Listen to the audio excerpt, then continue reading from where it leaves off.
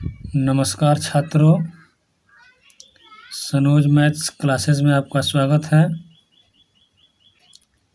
मैं हूं सनोज कुमार। मैं इस क्लास के माध्यम से 7th, 8, 9, 10, 11th और 12 के गणित का सॉल्यूशन बताऊंगा। सबसे पहले मैं गणित का डिफिनीशन, गणित के पिता कौन है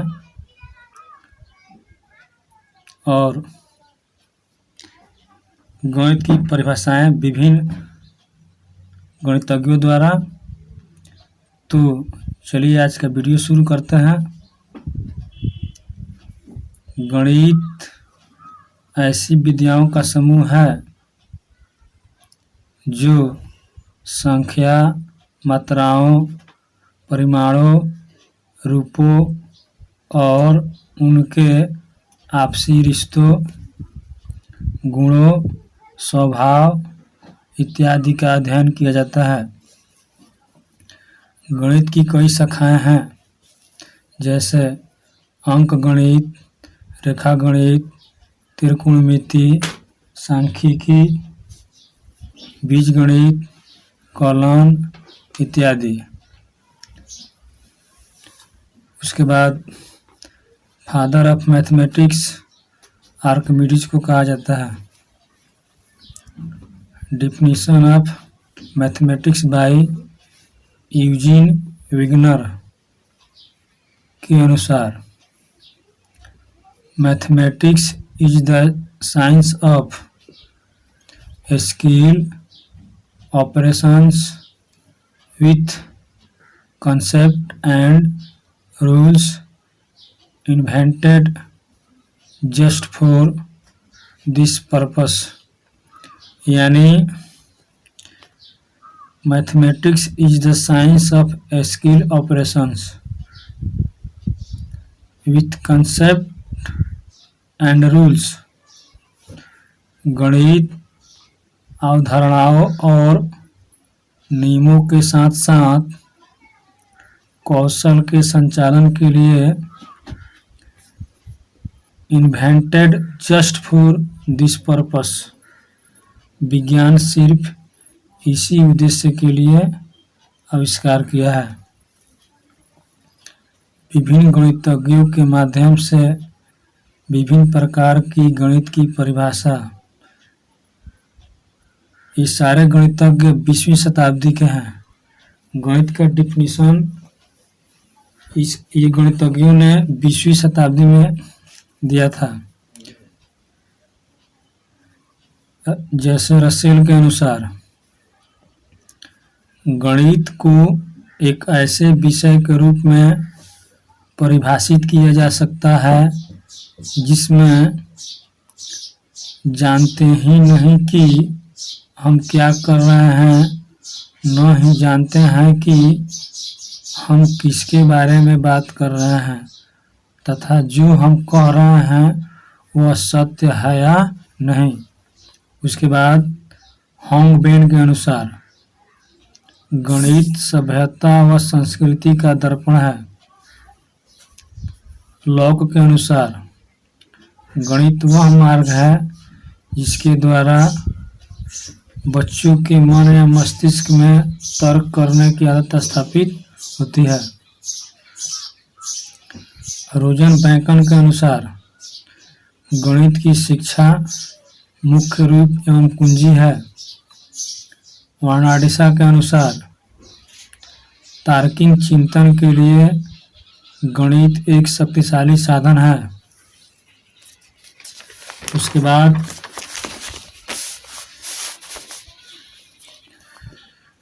मार्शल के अनुसार गणित ऐसी अमूर्त व्यवस्था का अध्ययन है जो कि अमूर्त तत्वों से मिलकर बनी है। इन तत्वों को मूर्त रूप में परिभाषित किया जाता है। गैलीलियो के अनुसार गणित वह भाषा है जिसमें परमेश्वर ने संपूर्ण जगत या ब्रह्मांड को लिख दिया। परिभाषाओं का निष्कर्ष। गणित तार्किक विचारों का विज्ञान है गणित के द्वारा दिशा व स्थान का बोध होता है।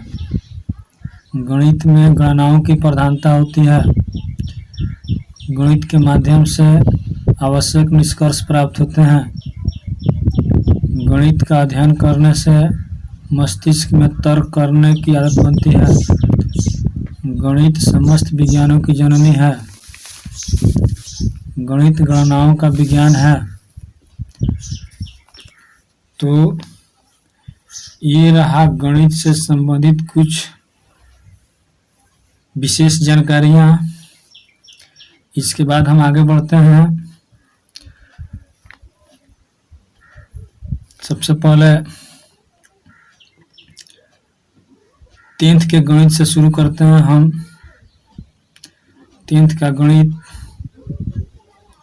में पहला चैप्टर है वास्तविक संख्याएं, जिसको हम अंग्रेजी में रियल नंबर बोलते हैं। तो चैप्टर शुरू करने से पहले वास्तविक संख्याओं के अंतर्गत कौन कौन सी संख्याएं आती है उसको हम जान लेते हैं। उसके बाद हम चैप्टर शुरू करेंगे। पहले है प्राकृत संख्या। इसको अंग्रेजी में नेचुरल नंबर कहते हैं। गिनती की संख्या को प्राकृत संख्या कहते हैं। प्राकृत संख्या को n से सूचित किया जाता है, जैसे 1 2 3 4 5 डॉट डॉट। नोट: प्राकृत संख्या को हिंदू अरबिक संख्या भी कहा जाता है। उसके बाद पूर्ण संख्या, जिसको अंग्रेजी में होल नंबर कहते हैं। शून्य सहित प्राकृत संख्या के संग्रह को पूर्ण संख्या कहते हैं। इसे W से सूचित किया जाता है, जैसे W बराबर 0 1 2 3 4 डॉट डॉट। शून्य प्राकृत संख्या नहीं है। प्राकृत संख्या को हम पूर्ण संख्या कह सकते हैं, लेकिन सभी पूर्ण संख्या को हम प्राकृत संख्या नहीं कह सकते। उसके बाद सम संख्याएं और विषम संख्याएं, ऑड एंड इवन नंबर्स, वे प्राकृत संख्याएं जो 2 से भाज्य हो उन्हें सम संख्या कहते हैं। जैसे 2 4 6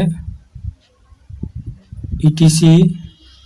सम संख्या का व्यापक रूप 2m होता है, जहां m बराबर प्राकृत संख्या होती है। उसके बाद यहाँ पे इस हमने बताया आपको कि सम संख्या का व्यापक रूप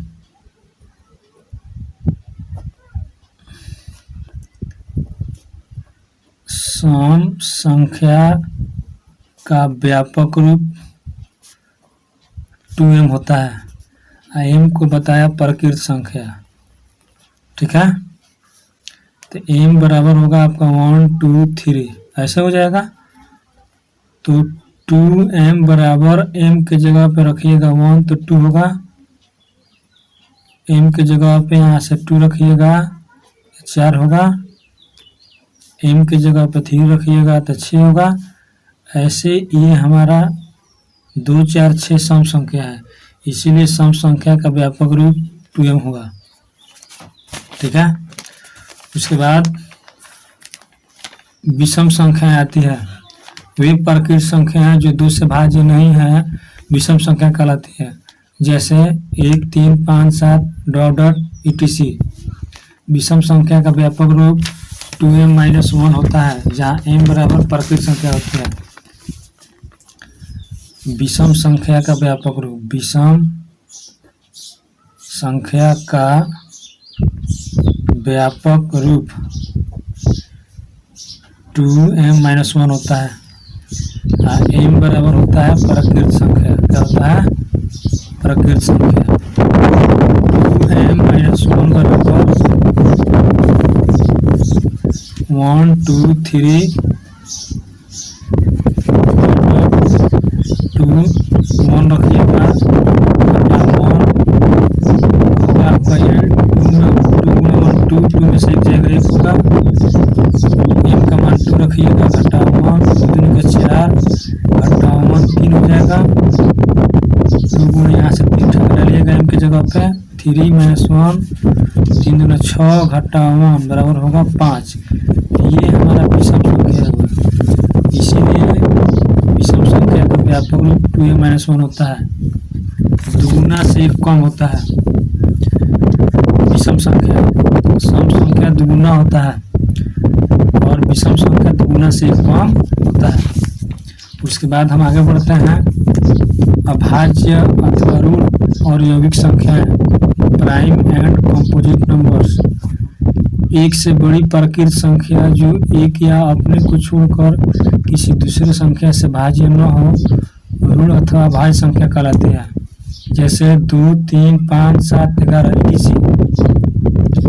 ये जितनी भी संख्या आप देख रहे हैं, ये सभी संख्याएं एक से भाज्य होगा और अपने से भाज्य होगा, बाह्य किसी दूसरे से नहीं भाज्य होगा, ठीक है। उसके बाद वे यौगिक संख्याएं आती है, वे प्राकृत संख्या जो एक या अपने को छोड़कर किसी दूसरी संख्या से भाज्य हो, यौगिक संख्या कहलाती है, जैसे 4 6 8 10 etc। ये जो संख्या आप देख रहे हैं, ये संख्या अपने से भी कट जाएगा, एक से भी कटेगा और अन्य किसी अंक से भी कट सकता है, जिसके चलते इसको हम यौगिक संख्या कहते हैं। असभाज्य संख्या, वैसी प्राकृत संख्या जिसका म स 1 के बराबर हो, असभाज्य संख्या कहलाती है, जैसे 9 और 16। इसके बाद 5 7 भी हो सकता है, 7 9 भी हो सकता है, 9 11 भी हो सकता है, ठीक है। उसके बाद हम आगे बढ़ते हैं, पूर्णांक संख्या जिसको हम अंग्रेजी में इंटीजर कहते हैं, शून्य धनात्मक तथा ऋणात्मक संख्या के संग्रह को पूर्णांक कहते हैं। ऋणात्मक पूर्णांक -1 -2 -3 -4 -5 ... इन्फिनिटी यानी अनंत तक। धनात्मक संख्या 1 2 3 4 5 6 ... प्लस अनंत यानी इन्फिनिटी तक। उसके बाद परिमेय संख्या, वैसी संख्या जो p/q के रूप में हो, परिमेय संख्या कहलाती है, जहाँ q does not equal to 0। Note, p एवं q अभाज्य संख्या है, इसमें एक के अलावा कोई घनिष्ठ गुणनखंड नहीं होता है, जैसे 1/2 2/3 3/5 etc। उसके बाद अपरिमेय संख्या के बारे में हम जानते हैं कि वैसी संख्या जो p/q के रूप में न हो, अपरिमेय संख्या कहलाती है, जैसे √2 √3 √5 √7 etc। उसके बाद आता है आपका वास्तविक संख्या, तो अंग्रेजी में इसको हम रियल नंबर कहते हैं।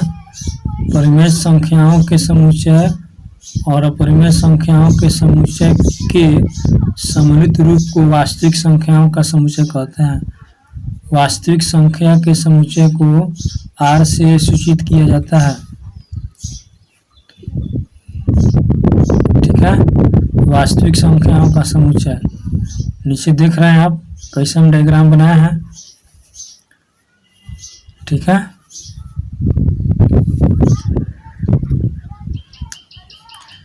तो ये रहा हमारा वास्तविक संख्याओं से संबंधित कुछ परिभाषिक शब्द। इसमें और सारे परिभाषिक शब्द हैं जो नीचे के क्लास में दिए गए हैं। तो मुख्य तौर पर हम लोग वास्तविक संख्या से संबंधित परिभाषा जान लिए। इसके बाद 10th का हमारा पहला चैप्टर होगा वास्तविक संख्याएं यानी रियल नंबर्स। तो तब तक के लिए अगले वीडियो में आपका चैप्टर शुरू होगा। तब तक के लिए जय हिंद, जय भारत।